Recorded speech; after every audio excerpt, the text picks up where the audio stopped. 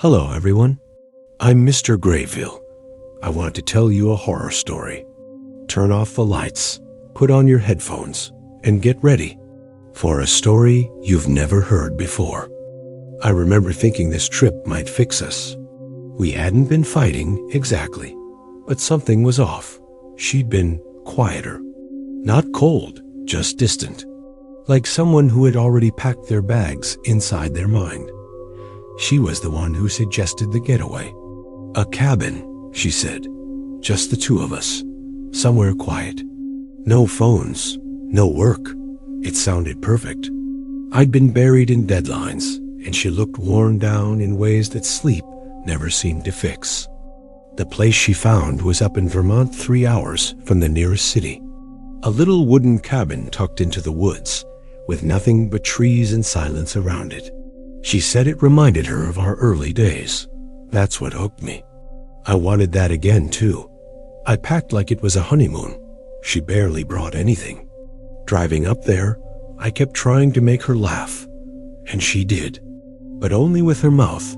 Her eyes didn't move. Still, I told myself I was imagining things. She was tired. We were both tired.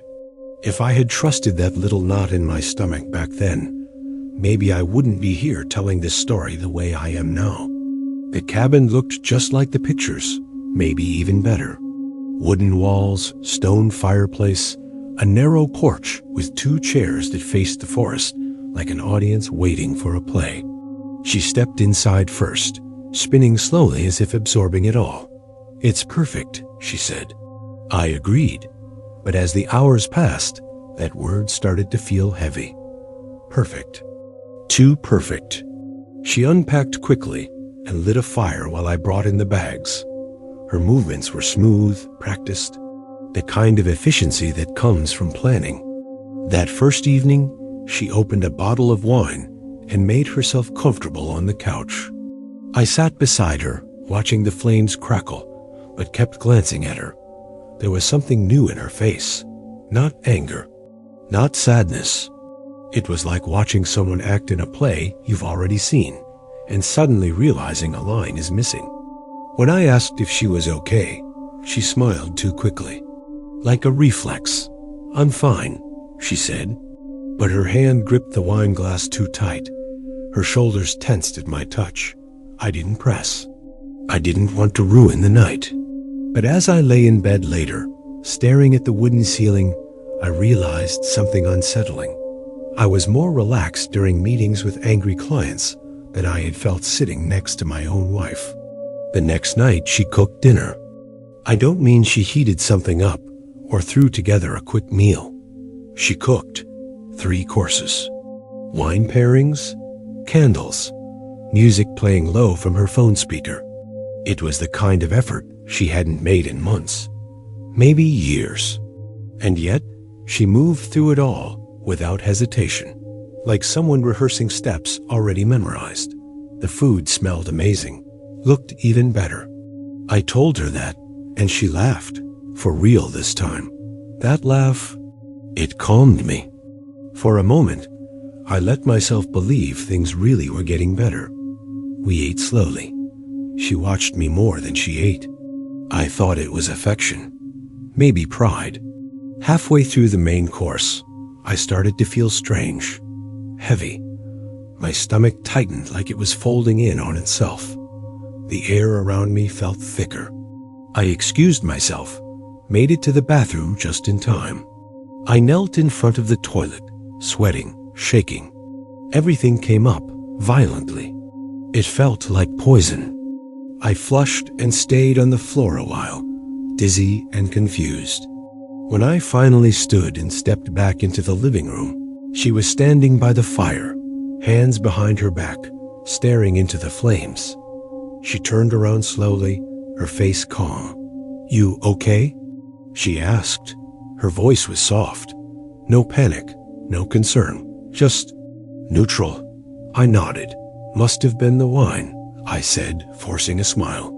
She smiled back, but it didn't reach her eyes. And in that moment, something in me shifted, because I suddenly understood. She hadn't asked me how I felt all day, only after I threw up. The next morning, she woke up cheerful, humming, making coffee, asking if I wanted eggs. I played along, smiled, said I felt much better, that it must have been the wine, like I said the night before. But the truth was I barely slept.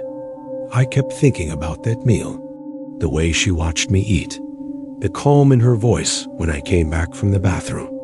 It didn't add up. None of it did. While she was in the shower, I did something I'd never done before. I went through her phone. I told myself it was just to calm my nerves, just to prove I was being paranoid. I opened her browser first. She'd cleared her history, but not her tabs. One of them was titled, "Tasteless Poisons That Mimic Food Poisoning." Another one, "Can vomiting neutralize certain toxins?"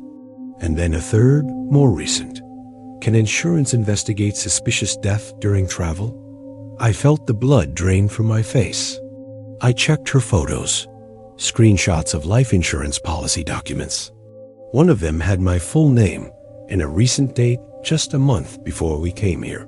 There were no photos of us on this trip, just pictures of the cabin, the kitchen, the drawer where the knives were kept. I heard the water turn off and quickly put the phone back. My hands were shaking. When she stepped out, wrapped in a towel, she smiled at me like everything was normal. Asked if I wanted to go hiking that afternoon. I said yes, but inside, I was screaming. That day was the longest I've ever lived. We went hiking through narrow forest paths. She walked ahead most of the time, turning back occasionally to smile or point something out. I stayed a few steps behind, watching the way she moved. She seemed lighter, happier, like someone who had crossed a finish line. I matched her energy, laughed when she laughed, asked questions, took photos, ate the snacks she handed me, but only after pretending to eat, spitting them out discreetly when she wasn't looking. I kept telling myself, don't let her know. If she realizes you know, she might not wait anymore. We got back before sunset. She made tea. I pretended to drink it. We sat on the porch, watching the sky change color. At one point, she rested her head on my shoulder, and I remember thinking, how can someone so warm feel this cold? That night, I locked the bathroom door when I showered, slept facing the door, kept one shoe half on, just in case I needed to run. It wasn't fear anymore. It was calculation. I couldn't act scared. I couldn't act angry. I had to act like everything was fine. Because I wasn't trapped in the woods, I was trapped with her. The next morning, I told her I'd gotten an email from work. Something urgent. A server crash. I had to cut the trip short. She didn't argue, just blinked a few times and nodded. I understand, she said. That was it. She packed quietly. No complaints, no questions. The drive back felt like fleeing a crime scene. She sat beside me in silence, staring out the window as if nothing had happened. I watched the trees pass by, mile after mile, telling myself to stay calm, that we were almost home, that I just had to keep pretending. When we finally reached the city, I dropped her off first, told her I needed to head straight to the office. She kissed me, lightly, then walked into the building without looking back. That was 6 months ago. I never confronted her, never filed a report. What would I say? I think my wife tried to poison me, but I can't prove it. I still live in the same city, still see her sometimes, across the street, at the grocery store. She always smiles when she sees me, but her eyes never move. And every time I get sick, even a little, I wonder, is she still trying?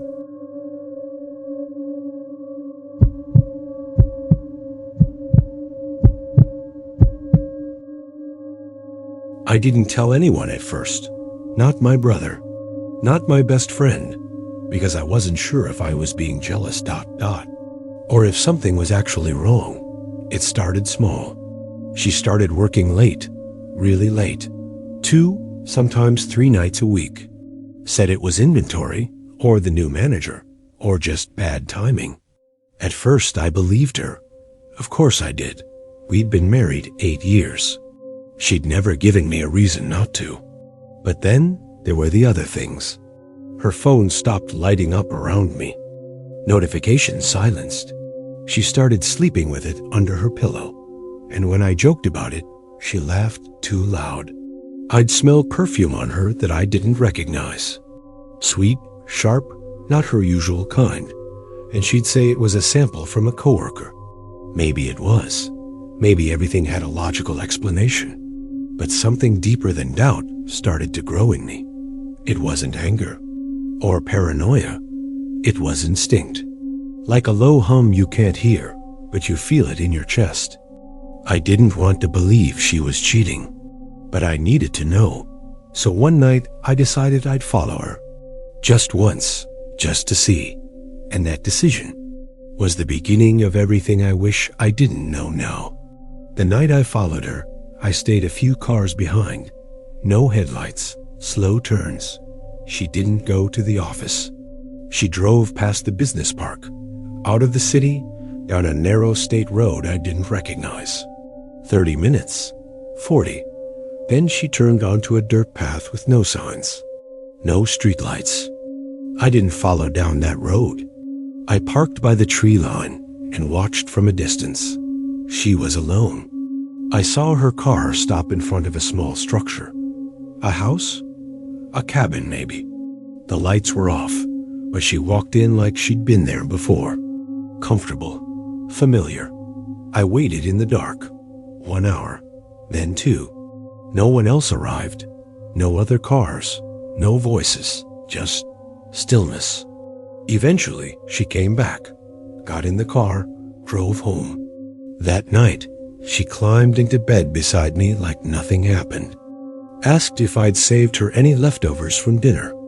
I couldn't sleep.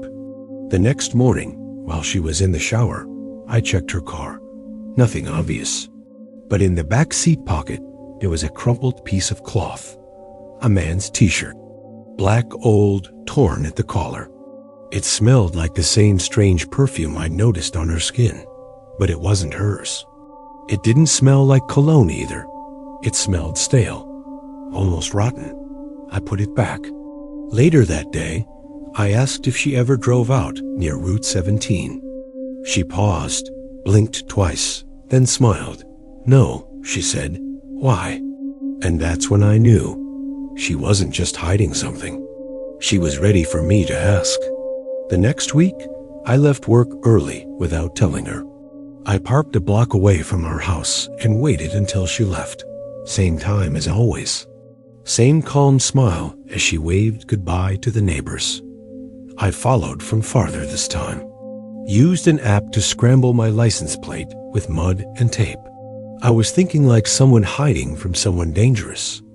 I just hadn't admitted yet that it was her. She took the same route. Through the city, then the empty roads, and finally, that dirt path. She didn't hesitate. Drove straight down like she owned it. This time, I followed closer. I turned off my engine and coasted the last few yards, parking behind some trees. I got out, stayed low, walked closer through the brush. There was definitely a house there. Not abandoned, maintained. Curtains in the window. A porch light that flickered every few seconds. But it looked wrong. No car but hers. No sign of movement. She went inside again. I waited. My heart didn't slow down once in those 2 hours. Eventually, she came out, locked the door, looked around. And for half a second, I swear, her eyes scanned the trees. I ducked. She drove off. I stayed, waited until I was sure she was gone, then approached the house. No name on the mailbox. Just a number scratched into the wood. 417. The front door was locked, but I checked the windows. Inside, it looked empty, like a place that had been lived in and then erased. But what stuck with me wasn't what I saw. It was what I smelled. That same perfume. That not quite human sweetness. Heavy, lingering, like it was waiting for me too.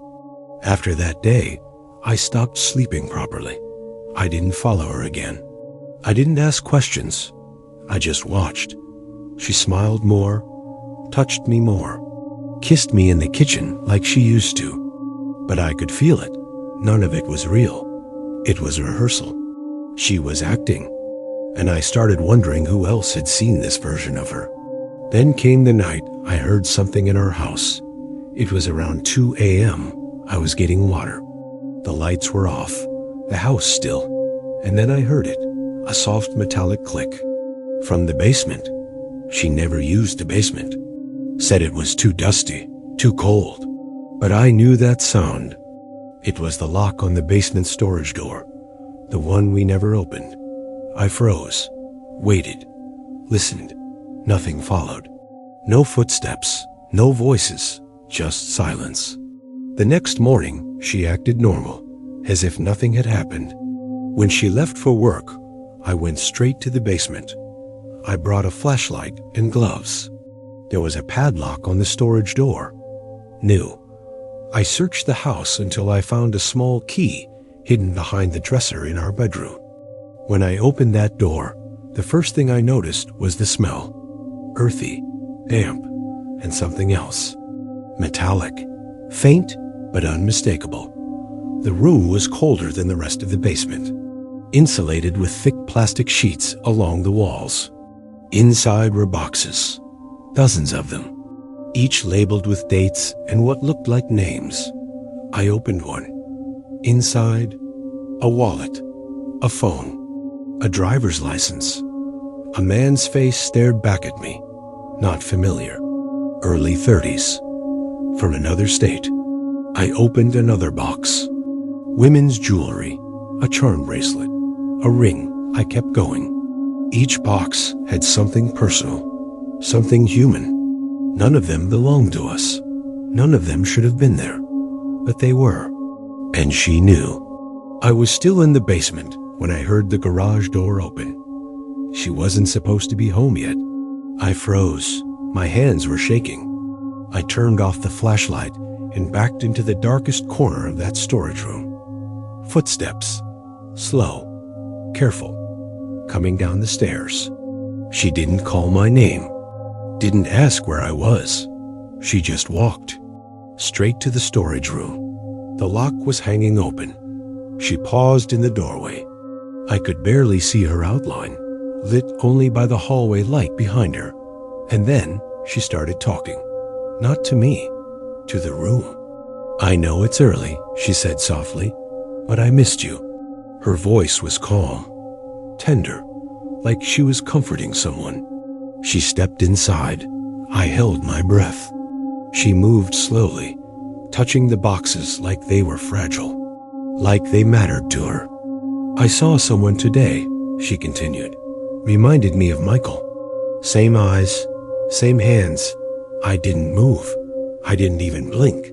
Because I knew if she turned around, if she saw me there, I wouldn't make it upstairs. After a few minutes, she sighed, whispered something I couldn't hear, then turned and walked out. I waited 10 full minutes before moving. Then I locked the room, put the key back, and went upstairs like nothing had happened. When she saw me, she smiled, kissed me on the cheek. Have a good day, she asked. I smiled back. Because that's what you do when you live with someone who talks to ghosts. I never told her what I saw.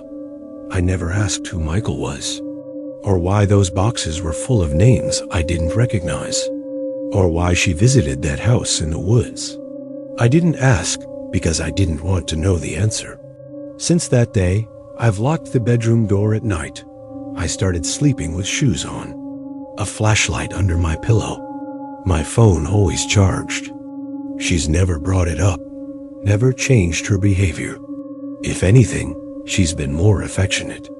She makes my coffee in the morning, rests her head on my chest at night, holds my hand when we walk to the store.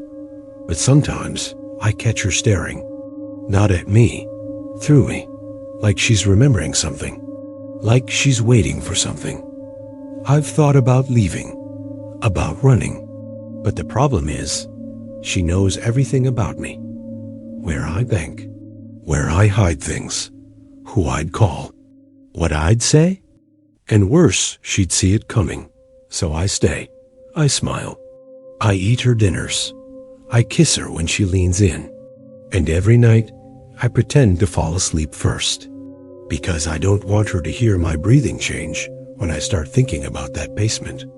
I don't think she'd hurt me, not now. But I also didn't think she was capable of the things I saw. She tells me she loves me every day, and I believe her. But every time I hear her open a drawer or walk into a room without saying anything first, my whole body locks up, because I keep wondering, who is Michael? And what happened to him when he stopped asking questions?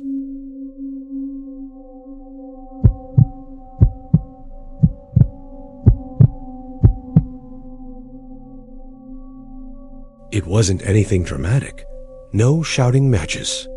No slamming doors. Just a shift. She started staying at work later. Said the new system at the hospital was slowing everything down. I believed her at first. Then came the second shift, the one I couldn't explain away. She stopped asking me how my day was.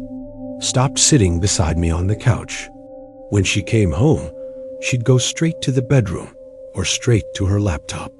Sometimes she'd hum a tune, a quiet, childlike hum. The same one, over and over. I told myself it was stress. I mean, we've all had weird phases, right? But then I noticed the pattern, the timing, the way she'd watch me eat, how she never touched her plate until I was halfway done with mine, how some nights she'd ask twice, "How are you feeling?" Then stare a second too long when I said, "Fine." It wasn't paranoia, not yet. But something was shifting, not in the house, in her. And that hum? That same soft tune she whispered every time she thought I wasn't listening. It started sounding less like a habit and more like a warning. She always brought her work laptop home. Said the hospital system was too outdated to finish everything there. Usually, she closed it, locked the screen, took it with her into the bedroom. But one morning, she left in a rush. Late for a meeting, she said. Left her coffee half finished, her bag open, and the laptop open on the table. I don't know what made me check it. Maybe it was the way she didn't even glance at it when she left. Maybe it was the silence that followed. The screen was still on, multiple tabs open. The first one looked medical, toxic compound interactions in low doses. But then there were others. Homemade poisons using common household items. How much is too much? Microdosing sedatives. Symptoms of chronic poisoning mistaken for stress. And one with a table, delayed effect toxins, undetectable in routine tests. I stared at them, waiting for it to make sense. Maybe she was researching for a patient. Maybe it was just morbid curiosity. But then I clicked the history. The searches went back weeks, all at night. All when I thought she was just working overtime. And in one of the open tabs, I saw a list she had typed into a notes app. Just a few words. Mint tea, evening. Wine, 2 ice cubes. Tylenol dosage, sleep patterns, changes. That was the moment my throat went dry, because those weren't just notes. Those were routines, my routines. I didn't say anything.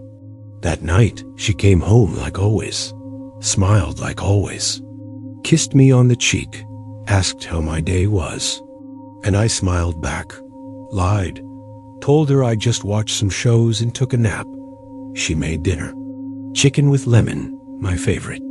I watched her hands closely, how she measured, stirred, served.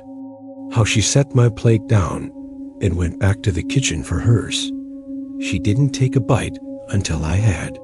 I waited until she looked away, then dropped the first bite into my napkin and excused myself. Said I forgot to wash my hands. I flushed the napkin in the bathroom, came back, ate slowly, carefully. She asked if it tasted okay. I nodded. That was the start of the pretending. I stopped drinking the tea she made before bed, poured it into the sink when she wasn't looking. I pretended to fall asleep fast, breath slow, steady, fake. Sometimes she'd lean over me while I slept. I could feel her breath on my neck. I started hiding snacks in my office. Ate when she was gone. I kept an emergency kit in my closet. My passport, some cash, just in case. And still, she acted normal. Too normal. The smile never faded. Her eyes never blinked too long. But every day, when I looked at her, I could feel her studying me back. Not like a partner, like a patient, like a test subject. It was a Wednesday morning. She'd already left for work. I was taking out the trash when I noticed a small orange bottle in the bathroom bin. I picked it up. The label was still intact. My name was on it. But I'd never seen it before. Never been prescribed anything recently. The medication was something called Zolpirx, a sedative, strong, not something you just pick up casually. I looked it up. The side effects listed a long string of warnings, especially when mixed with alcohol. And that's when it hit me. I always had a glass of wine before bed. She always brought it to me. And for the last few weeks, it always tasted just a little bitter. I opened the kitchen cabinet. The corks from the bottles were gone. Every single one. I checked the drawer where we keep receipts. Hers were missing. Pharmacy slips, grocery lists, all gone. I checked our shared email. Nothing. She had been deleting records for weeks. I sat down on the floor, hands trembling. This wasn't paranoia anymore. This was a pattern. A slow, invisible plan that depended on trust, routine, silence. And I'd almost let it happen, just by loving her. The next morning, I packed a small bag. Just essentials, documents, clothes, burner phone. I dressed like any other day. Same coat, same routine. She was in the kitchen, humming again. Scrambled eggs, toast, smiled when I walked in. "You're up early," she said. I smiled back. "Big meeting today." She kissed me goodbye like always, told me she'd miss me. I walked out the door, got in my car, and drove past my office. Kept going. At a gas station an hour away, I left the car, took a bus, switched lines twice. By sunset, I had a new motel key in my hand and no plan beyond that. I didn't leave a note, didn't report anything. I knew how it would sound. A man accusing his sweet, smiling wife of slow poisoning based on internet tabs and a gut feeling. But I know what I saw. I know how I felt. I'm not crazy. I'm alive. And I don't think she ever intended to make it look like murder. It was supposed to be natural, gradual, a mystery with no answer, except I found the answer. And now I disappear before she tries again.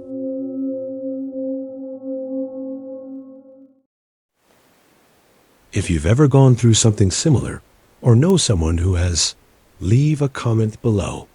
Sometimes just telling it is already a way to protect yourself. And if this video made you think twice before letting your guard down, then it was already worth it.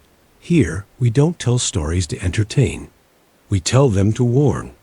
Because real fear doesn't jump scare you. It silences. It freezes. And if you want to keep hearing stories that might help keep you alive, subscribe. The next story could be yours.